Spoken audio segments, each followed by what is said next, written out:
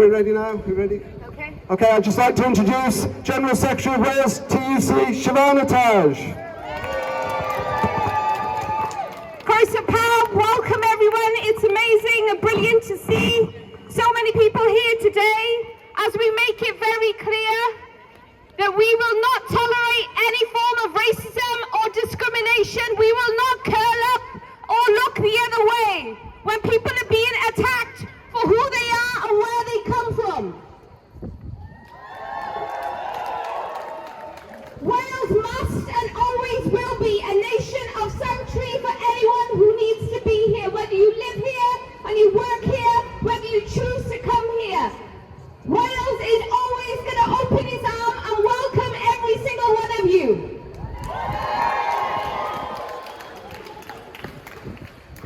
It is important today, of course, that we continue calling for a ceasefire, and yes, absolutely, it is not extremist to call for a ceasefire. It is important that as trade unionists, as internationalists, we stand in solidarity with every single worker in every single part of the world. I want to particularly extend our solidarity and support to the General Federation of Palestinian Unions, who over the last few weeks had their offices bombed. Their strength and their determination to do everything that they can to protect workers in that part of the world is something that we should all take heart from. That shows us what it actually means to be a trade unionist. That no matter how hard it gets, we always get up, we always stand up, and we always stand in solidarity, shoulder to shoulder. Because as we Welsh know, solidarity is everything. Solidarity is strength.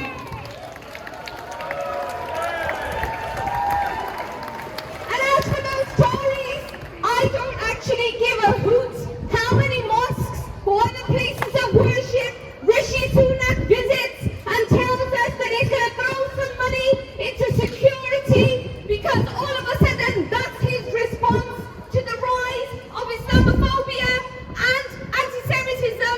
I say, Mr. Sunak, do one. Your time is up. It is time to go.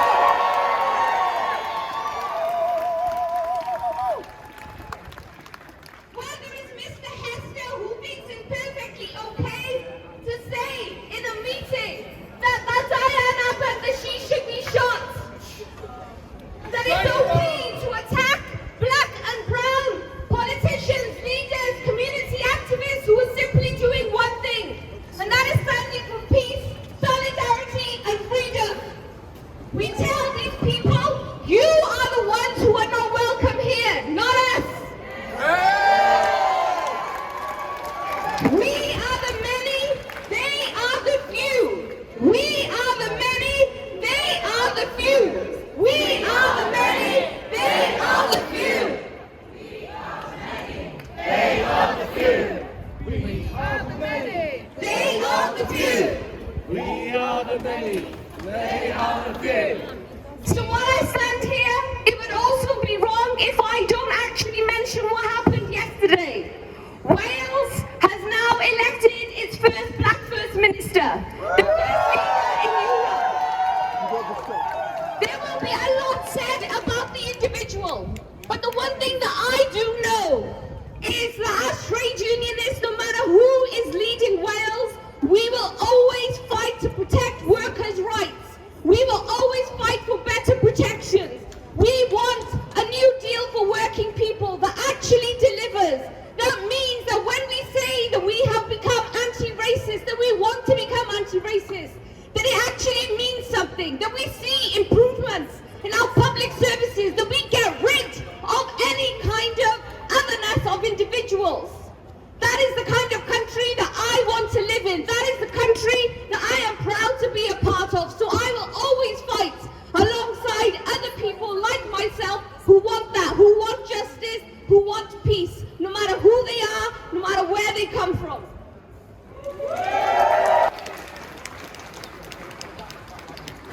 And I also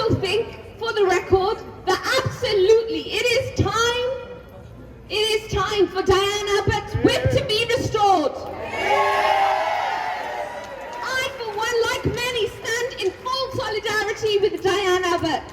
A class fighter, someone who doesn't actually ignore the difficult stuff, who does the heavy lifting, who stands with families who are fighting for justice from police brutality and so many other things that are awful and wrong in this country.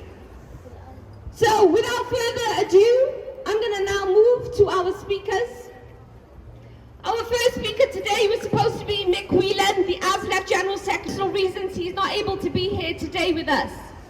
And he sends his support and solidarity and apologies. But I'm now going to hand over to none other than Mick Anthony, our Labour MS. Colleagues, comrades, it's worth remembering why it is we are here today and why this annual rally was actually set up. It was set up after the Soweto massacres in South Africa in 1976, and there's been this event ever since. And when I come to this event annually, I often think of my great friend and comrade who passed away a couple of years ago, Hanif Bamji, who for so many years was the centre of anti-racism organisation and campaigning in Wales. Can I also say that one of the biggest challenges we have is the growth of racism, the far right and fascism in America, across the world, in Europe and in our own territory, and that's why the nation of sanctuary is so important. And that's why when we hear the sorts of statements that were made about Diane Abbott, we realise that racism and the far right are there, they're amongst our midst, and they are thriving. What is the cost of a racist, a far right statement like that was made? £10 million, £15 million, and I support everything Shav said. If ever there was time to make a gesture now, it's to restore the Labour whip to Diane Abbott.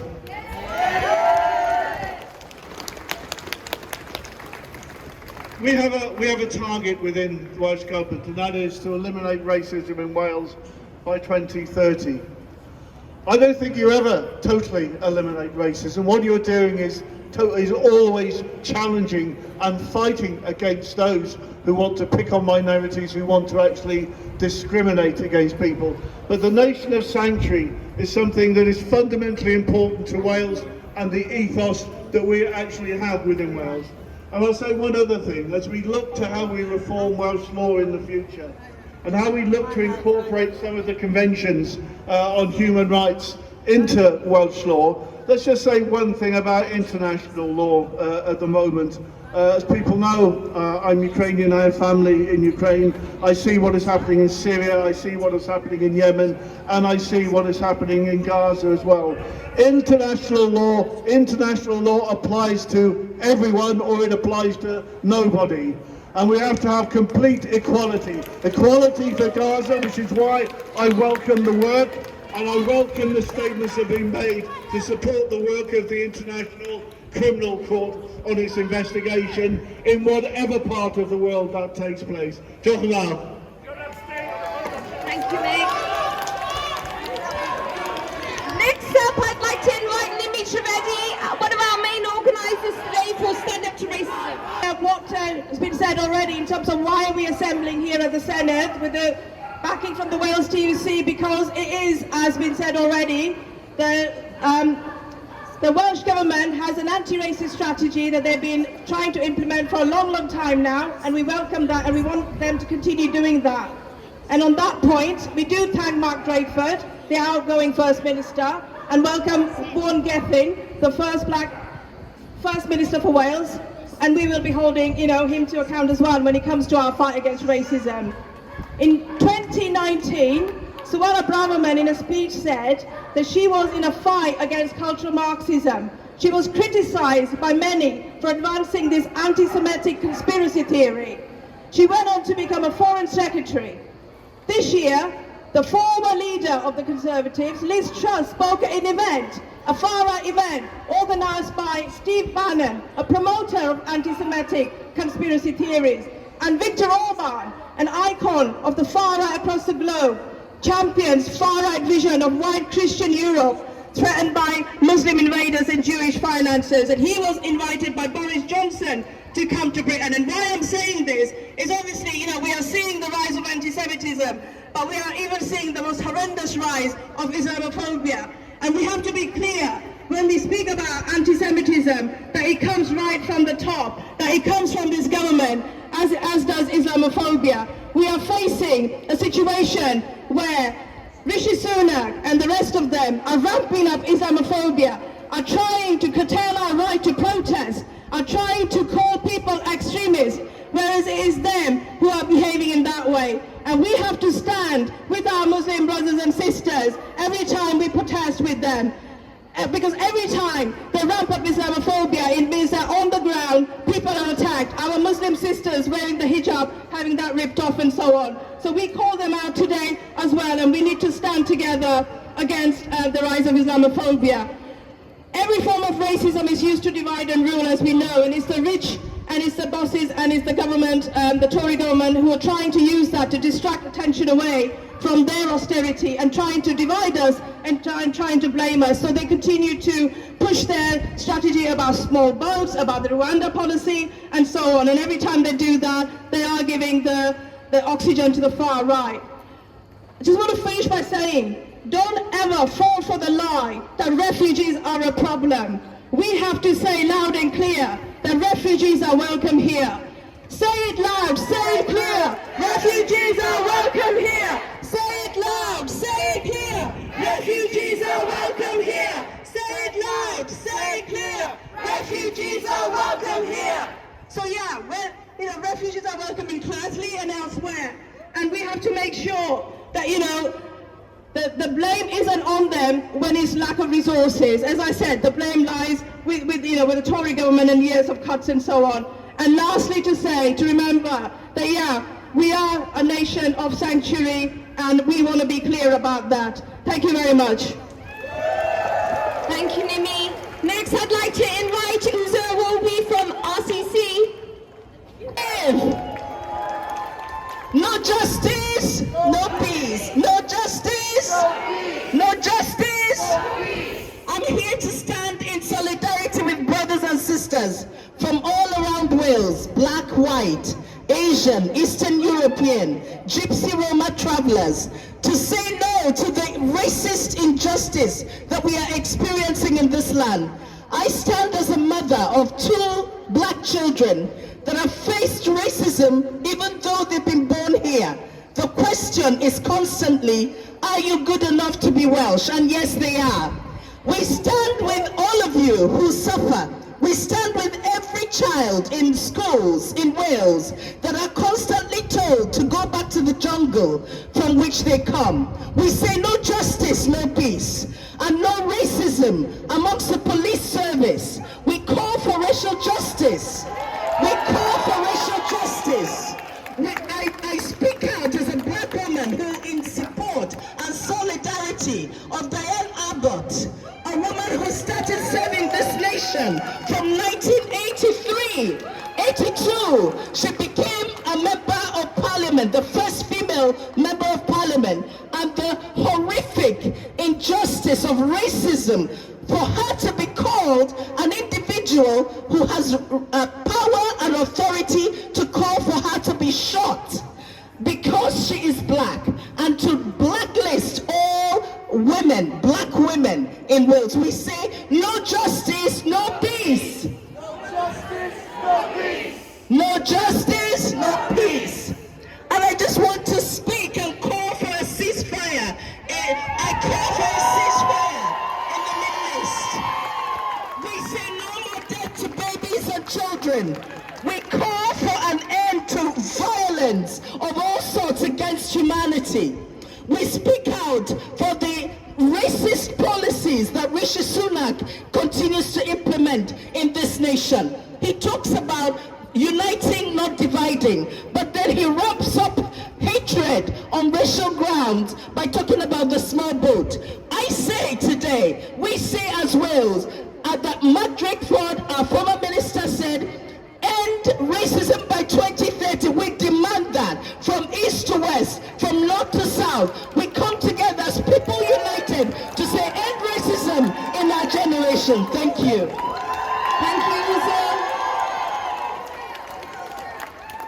Next up, I'd like to invite Kevin Julian from Cardiff Justice 5. Thank you, guys. Now, I just need your help. When I say accountability a must, you say no accountability, no trust. So I say accountability a must, you say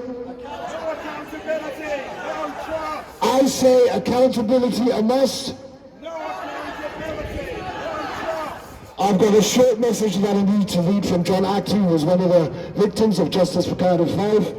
It says, I'm sorry I can't be here today. At last year's demonstration, I asked for your help. And I want to ask you again today.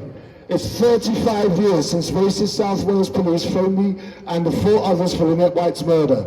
We've been asking for a proper inquiry ever since, but they don't want to know.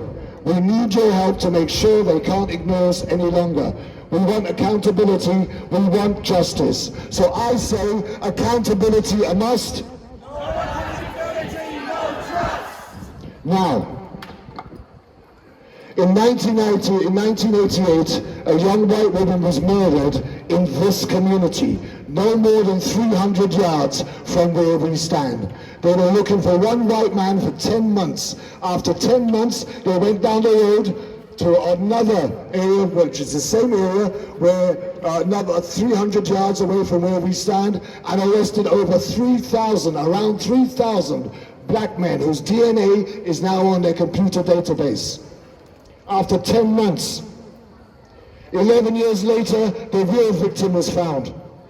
We are still looking for accountability. So I say accountability a must.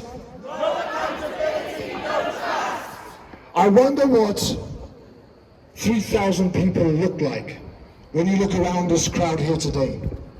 And after 3,000 men were hauled into a police station, they reduced it down to 5. 2 acquitted, 3 found guilty, sentenced to life for murder for a crime they didn't commit. I say accountability a must. We've had a failed police investigation, a failed police prosecution, due to a misplaced document that meant absolutely nothing to the outcome of the trial. I say accountability a must. Now, because of that, 35 years later, we're still looking for justice. We've just set up what's called a People's Forum, and right now we have members that are going around giving out those leaflets, right? You say, right, that you are standing up against racism. Then stand up for this. I say accountability a must. And about time Gaza is set free. Thank you. Thank you, Kevin.